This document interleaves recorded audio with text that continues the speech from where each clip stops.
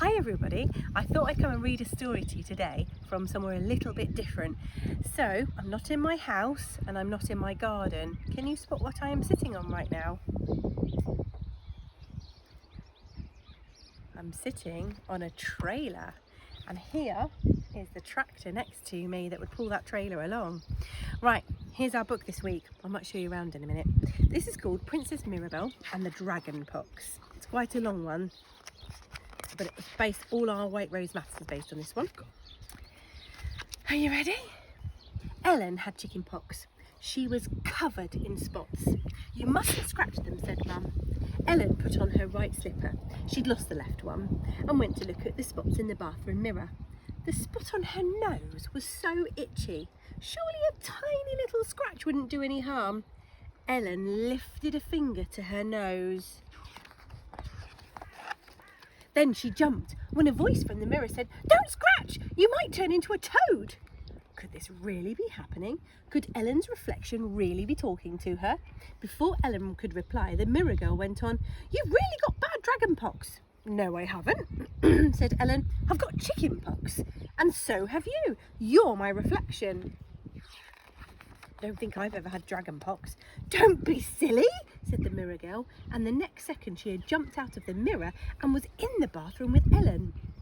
"I'm Princess MirrorBelle, and you really ought to curtsy, but as you're my friend, I'll let you off." "Are you really a princess?" asked Ellen. "But you look just like me. You've got the same pyjamas. You've even lost one of your slippers like me." "Oh, no, I haven't," said MirrorBelle.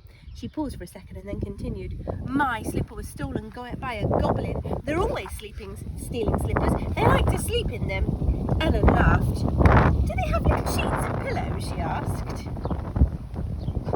"Getting a bit blowy on the farm." "Never mind that," said MirrorBelle. "We need to get started on the cure for dragonpox." And she put the plug in the bath and turned on the tap. "But I haven't got dragonpox," said Ellen. "Well, I have," said MirrorBelle firmly. "You see, a dragon captured me last week and carried me off to his mountain lair.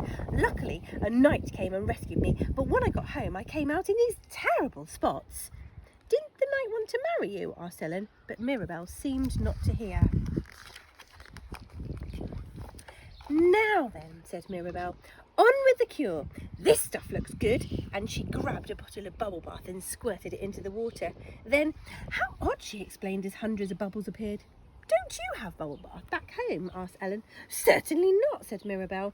"But we do have bubble fish. They're much better. They swim about in the bath and they blow thousands of bubbles." "But isn't the bathwater a bit hot for the fish?" asked Ellen. "Never mind that," said MirrorBelle. "Let's get in." "We need some more ingredients," said MirrorBelle when they were both in the bath. "Let's try this." Before Ellen could stop her, she'd squirted a whole tube of toothpaste into the water. "Hey, now we won't be able to clean our teeth," Ellen protested. "But can't you get the fairies to clean your teeth?" asked MirrorBelle. "No, I don't know any fairies. And what would they use instead of toothpaste?" "Well, our fairies collect dewdrops from rose petals, and they use that," said MirrorBelle. "How does it stick on the toothbrushes?" asked Ellen. "I do wish you wouldn't ask so many questions," said MirrorBelle. "Let's get on with the cure. How about this?"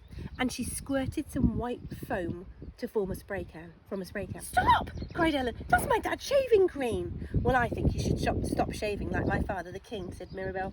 "Does your father have a beard then?" asked Ellen. "Of course he does. It's so long it really reaches the ground. He needs 2 servants to walk ahead of him and carry it, and sometimes birds even make their nests in it." Ellen laughed.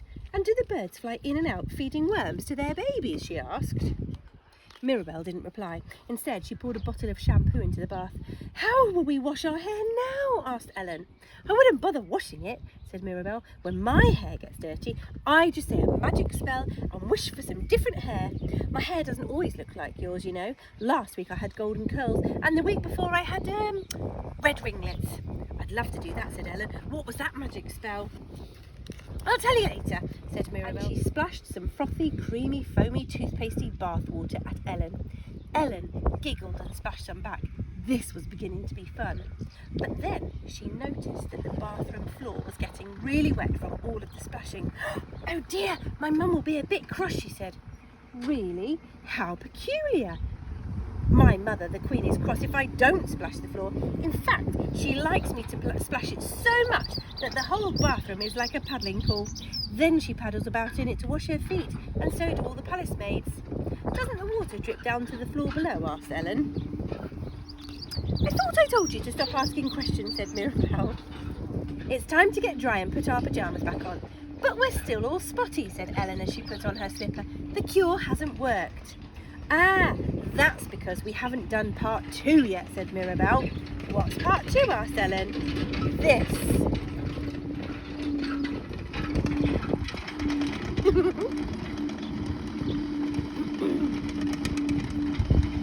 Off goes Grumpy with his digger. I thought I told you to stop asking questions, said MirrorBelle. Now it's time to get dry and put our pyjamas back on. But we're still all spotty, said Ellen as she put on her slipper. The cure hasn't worked. That's because we haven't done part 2 yet, said MirrorBelle. What's part 2? Asked Ellen. This. MirrorBelle picked up a roll of loo roll and started to wind it round and round Ellen, who laughed.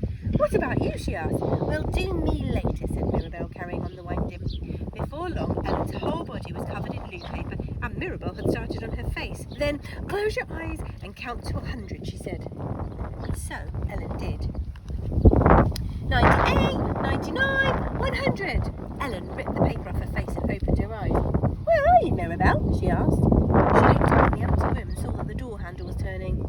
But it wasn't MirrorBelle. Instead, Ellen's mum came into the room. Ellen, what have you been doing? She said as she looked at the watery, foamy room and all the empty tubes and bottles. It wasn't me, it was Princess MirrorBelle, said Ellen. She came out of the mirror. She was trying to cure my chickenpox. Oh, and I suppose she's gone back into the mirror now, said Ellen. Ellen looked at the mirror and into the basin. It was covered in toothpastey bubbles. Yes, I think she has, she said. Oh dear. Ellen's mum sighed. And then she looked at Ellen. Actually, your spots do look a little bit better, she said.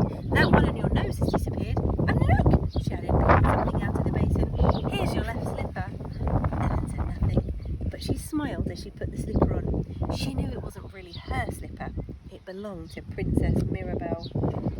Can you spot Princess MirrorBelle and her father the king with all the nests in his beard? The end.